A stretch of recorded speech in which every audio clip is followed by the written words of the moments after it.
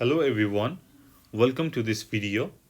यो भिडियोमा हामी आईओई इन्ट्रान्स प्रिपरेसनको भिडियोमा इङ्ग्लिसमा इन्फिनिटिभ्स एन्ड जेरोन्सको बारेमा कुरा गर्छौँ है। अब फर्स्टमा इन्फिनिटिभ भनेको के हो, जेरोन्स भनेको के हो भन्ने कुरा हेरौँ।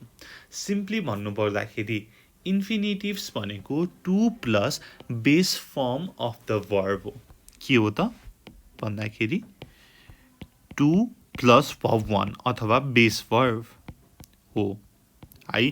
अब इन्फिनिटिभ कुन ठाउँमा युज हुन्छ त भन्दाखेरि verbs or adjectives use in the position of object in a sentence भनेर भन्छ है।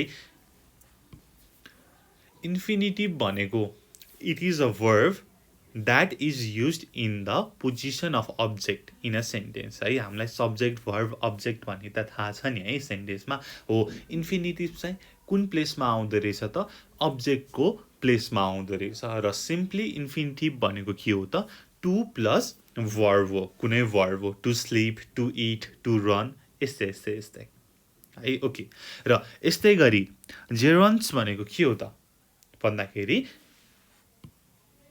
जेरोन्ड भनेको सिम्पली वर्ब प्लस आइएनजी हो। सिम्पली वर्ब फोर हो, progressive form of the verb भनेर भन्छ नि होइन। हाम्रो वर्ब हो, आइएनजी आएको वर्ब हो। यो चाहिँ it is used as a noun in a sentence. ठिक छ, अब केही इक्जाम्पल हेरौँ है। अब जेरोन्स र इन्फिनिटिभको चाहिँ अलिकति कम्प्लेक्स रुलहरू छ है। म त्यति डिप चाहिँ जाँदिनँ। आईओई इन्ट्रान्सको लागि हुने गरेर हामी इक्जाम्पलसहित केही कुराहरू हेर्छौँ है त। ओके, आई एम स्लिपिङ र आई डोन्ट लाइक स्लिपिङ भनेर छ। हेर्नुहोस् त, माथि छ आई एम स्लिपिङ भनेको this is the present continuous होइन त, subject plus is am are plus verb four plus subject हो। यहाँनिर sleeping here is part of the verb, it is not a gerund. यो चाहिँ जेरन्ड होइन। तर सेकेन्ड सेन्टेन्स हेर्नुहोस् त, आई डोन्ट लाइक स्लिपिङ। अब आई डोन्ट लाइक स्लिपिङ भनेको कुन टेन्स हो त हेर्नुहोस् त। आई डोन्ट लाइक स्लिपिङ भनेको प्रेजेन्ट कन्टिन्युअस हो त होइन। It is, this is present simple. यो के हो त present simple, but it contains a gerund. Gerund भनेको स्लिपिङ हो। Sleeping is direct object of this sentence. ठिक छ हो। अब यसको थोरै कस्तो हुन्छ त रुलहरू भन्ने कुरा हेरौँ है त। Gerunds can be use as a subject of a sentence. Example हेर्नुहोस्, walking is good for your health, making friends has become more difficult for me। हेर्नुहोस्, जेरन्ड हाम्रो वाकिङ मेकिङ भनेको जेरन्ड हो है। यो चाहिँ के को फर्ममा आएको छ त as a subject, as a सब्जेक्टको फर्ममा आएको छ है। हियर द जेरन्ड के त वाकिङ मेकिङ भनेको चाहिँ it is the subject of a sentence. अब तल to be or not to be is the question छ। यो चाहिँ के त भन्दाखेरि विलियम सेक्सपियरको चाहिँ एउटा के त भनाइ हो, कोट हो है। यो चाहिँ like they are quite formal. यहाँ चाहिँ टु बी के को फर्ममा के हो त टु बी भनेको जेरन्ड हो त होइन, के हो त इन्फिनिटिभ हो है। यहाँ चाहिँ टु बी चाहिँ इन्फिनिटिभ भए पनि it is use as a subject हो। भन्नुको मतलब it is possible to use both infinitive and gerunds as subject. तर gerunds are more commonly, much more commonly use as subject. ठिक छ हो। यो भनेको इन्फिनिटिभ भयो। यो भनेको के भयो त इन्फिनिटिभ भयो है इन्फिनिटिभ पनि सब्जेक्टको फर्ममा युज गर्न सकिन्छ तर जेरोन्ड्स आर मच मोर कमन हामीले इन्फिनिटिभ त्यति साह्रो युज गर्दैनौँ एज के त सब्जेक्ट ठिक छ they are more use as object okay अब नेक्स्ट रुल हेरौँ है रुल 2 मा छ एज अब्जेक्ट्स भनेर आई इन्जोय ड्रइङ अर्को आई डिसाइडेड टु ड्र यसमा हेरौँ त के रहेछ आई इन्जोय ड्रइङ भनेको के हो त इट इज जेरोन्ड तल yesterday I decide to draw भनेको के हो इन्फिनिटिभ हो दुवै के को फर्ममा आएको छ त अब्जेक्टको फर्ममा आएको छ ठिक छ both the sentences are correct है जसमा चाहिँ एउटा इन्फिनिटिभ छ अर्को चाहिँ जेरोन्ड छ अब यसमा डिफ्रेन्स चाहिँ के छ त हामीले कसरी थाहा पाउने त यस्तो बेला जेरोन्ड लगाउने कि इन्फिनिटिभ लगाउने भनेर है अब कसरी थाहा पाउने भन्दाखेरि चाहिँ सर्टेन वर्बहरू हुन्छ द्याट प्रेडिकेट द अब्जेक्ट है it's the verb that predicate the object अब कस्तो वर्ब भन्दाखेरि ठ्याक्कै अगाडिको इन्जोय र decide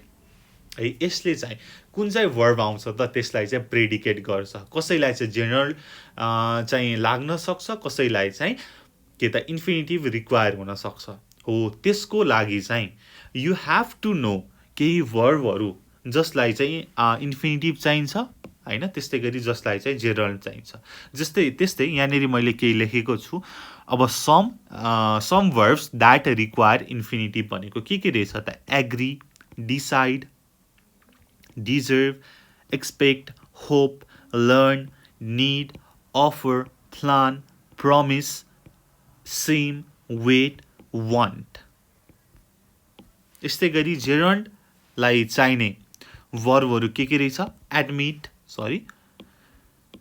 admit advise avoid consider deny involve mention recommend risk suggest है यो चाहिँ अब you will with practice you will be able to remember which one is which है यो चाहिँ यसको लागि सर्टकट मेथड कुनै छैन र तपाईँहरूसँग चाहिँ आई गेस आइओई को इन्ट्रान्स बुक छ होला र त्यो इन्ट्रान्स बुकमा चाहिँ इन्फिनिटिभ कुन वर्बहरूसँग लाग्छ त भनेर टेबलमै दिएको हुन्छ र त्यस्तै गरी जेरोन्ड पनि कस्तो वर्बहरूसँग लाग्छ भन्ने कुरा दिएको हुन्छ एक्चुअली त्यसलाई स्टडी गर्नु होला है यसको लागि चाहिँ यु ह्याभ टु रिमेम्बर र प्र्याक्टिस गर्दै जाँदा चाहिँ तपाईँलाई चाहिँ रफ आइडिया आउँछ केसँग के लाग्छ भन्ने कुरामा हुन्छ ओके अब नेक्स्ट रुल हेरौँ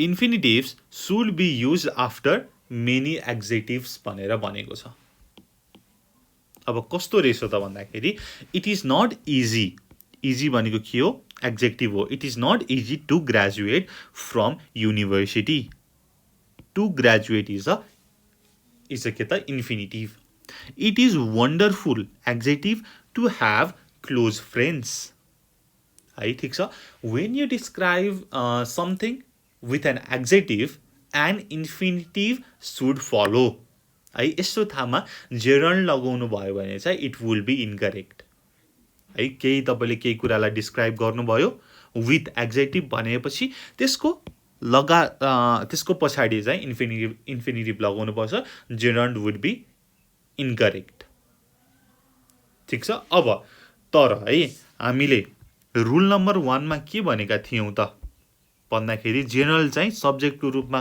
आउँछ भन्ने कुरा गरेका थियौँ है अब यही नै एक्जाम्पललाई हामीले if you want to make the object into the subject a gerund should be used है त यसको एकचोटि हेरौँ न त यहाँनिर गरौँ फर्स्टमा यसको it is not easy to graduate from university अब यसलाई जेरोन्डको फर्ममा लेखौँ graduating from university is not easy यस्तै गरी अर्को एक्जाम्पललाई it is wonderful to have close friends भनेर भनेको छ अब ह्याभलाई ह्याभिङदेखि सुरु गरौँ Having close friends is wonderful. है यसरी तपाईले चाहिँ जेरनमा चाहिँ कन्भर्ट गर्न सक्नुहुन्छ।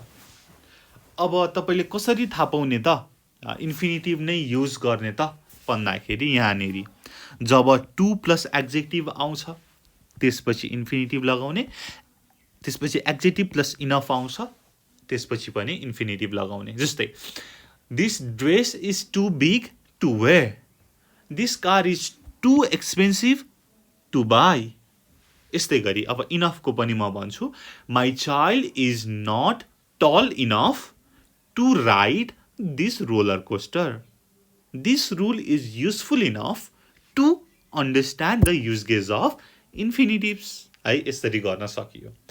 अब यसमा चाहिँ तपाईले थाहा पाउनु पर्यो के त भन्दाखेरि अब कसरी चाहिँ जेरल र इन्फिनिटिभमा चाहिँ चेन्ज गर्ने सब्जेक्ट टु अब्जेक्ट हैन। त्यस्तै गरी कस्तो भर्बहरू पछि चाहिँ जेरल आउँछ इन्फिनिटिभ आउँछ भन्ने कुरा थाहा पाउनु पर्यो र एड्जेक्टिभ आएपछि चाहिँ के आउने भयो त इन्फिनिटिभ आउने भयो भन्ने कुरा थाहा पाउनु पर्यो। यति भएपछि चाहिँ तपाईलाई चाहिँ एउटा रफ आइडिया हुन्छ र मिल्छ पनि।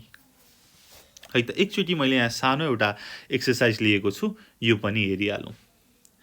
एलन कान्ट स्ट्यान्ड, राइडिङ हुन्छ कि राइड हुन्छ? Can't stand riding on trains. मैले यसलाई टिक लगाएँ है त, riding on trains. Mr. Harris enjoys the people out to dinner. Mr. Harris enjoys inviting people out to dinner. In the old days, gentlemen challenged their rivals to fight. As the famous saying goes, there's no use crying over spilled milk. Jim stopped to tie his shoelace. My wife always volunteers to bake cakes in PTA meetings. Don't waste my time complaining about your salary. Eva is having trouble concentrating on the exam. Please allow me to join your Facebook page. You won't regret to pick up milk on your way home, will you? भनेर भनेको छ है त। Okay, अब यसमा जान्नु पर्यो के त भन्दाखेरि दिज रुल्स है, अरू पनि रुल छ, यतिले मात्रै पुग्दैन है। यो चाहिँ मैले चाहिँ IOE को लागि भनेर चाहिँ थोरै छानेर चाहिँ लिएको हो र हामी अब आउने भिडियोमा यो के त इन्फिनिटिभ्स र जेनरल्सको चाहिँ हेर्छौँ, कस्तो क्वेसन आएको छ पास्टमा त्यसलाई चाहिँ सल्भ पनि गर्छौँ है र त्यसलाई बुझेर हेर्छौँ। र अब इन द मिन टाइम म तपाईँलाई के सजेस्ट गर्छु भन्दाखेरि इफ यु हेभ IOE को प्रिपरेसन बुक है, त्यहाँ चाहिँ जेनरल्स हैन, त्यस्तै गरी इन्फिनिटिभको टपिकमा चाहिँ एउटा लाइक लिस्ट नै दिएको हुन्छ भर्बहरू, त्यो चाहिँ एकचोटि सरर पढ्नु होला है। त्यो पढेपछि चाहिँ विथ द प्र्याक्टिस तपाईँलाई चाहिँ कस्तो भर्बसँग के लाउने भन्ने थाहा हुन्छ, अथवा you can just search on internet है, इन्टरनेटमा पनि you will find it. Okay, त्यति भन्दै यो भिडियो यहीँ टुङ्ग्याउन चाहन्छु। यो भिडियो कस्तो लाग्यो प्लिज डु कमेन्ट। तपाईँको सल्लाह सुझावहरू हामीलाई निकै नै आवश्यक छ। With your suggestions, we can move ahead. So this much for today. Thank you so much for watching. Until next time, goodbye. Keep learning. Jai Chandra Surya. Peace.